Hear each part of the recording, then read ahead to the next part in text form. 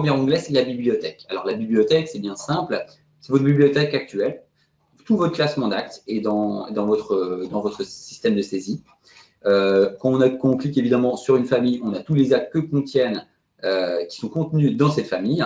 Évidemment, vous avez les codes d'insertion, le libellé de l'acte et le code graphique. Le code graphique, on voit la couleur en fait du code graphique de l'acte.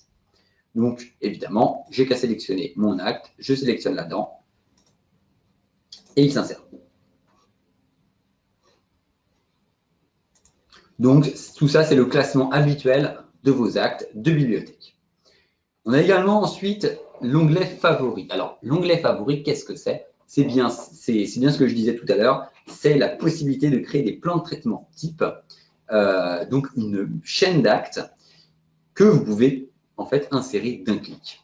Par exemple, dans les favoris, eh bien, on peut voir que j'ai toute une multitude d'actes favoris. J'ai même des favoris, enfin, j'ai des plans de traitement de chir, de paro, d'implanto, de couronne. Donc, tous ces groupes de familles, vous pouvez les personnaliser. C'est vous-même qui créez vos plans de traitement type. Ils sont totalement personnalisables. Alors, par exemple, en implanto, j'ai ma pose d'implant type. Donc, si je sélectionne ma localisation dentaire et que je sélectionne ma pose d'implant type, directement, en fait, il m'insère tous mes actes de ma pose d'implant, donc ma radio 3D, comblement de sinus, où est-ce que c'est? Le sinus lift, la pose d'implant, la pose d'une infrastructure coronaire sur implant et ma couronne implanto-portée. Donc, c'est, disons, un plan de traitement de pose d'implant type. Et donc, ça, on peut le faire dans ce qu'on veut. De la paro, on va dire, peu importe, vous faites vos listes d'actes que vous voulez insérer d'un clic. On va maintenant parler de la fameuse fonctionnalité dite Smart CCM, les fameux actes en amont et en aval. Eh bien, c'est simple. Par exemple, sur la dent 15, je fais une couronne.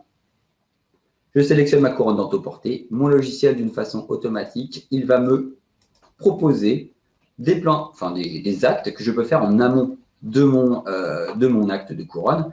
Par exemple, ma pose d'imnécor et de couronne transitoire, évidemment. Si je vais sur ma couronne transitoire, je peux faire la modélisation occlusale partie rajoutée. Dans le cadre d'une dépose de prothèse, les actes d'ablation des précédents actes. En fait, ça va vous permettre évidemment d'ajouter du détail au plan de traitement, des actes pas forcément codifiés, mais que vous effectuez avant.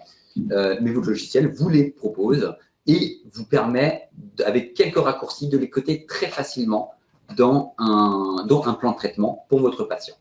Et donc, une fois que ma couronne est déterminée, je n'ai plus qu'à valider et la chaîne d'actes s'applique à la localisation dentaire sélectionnée.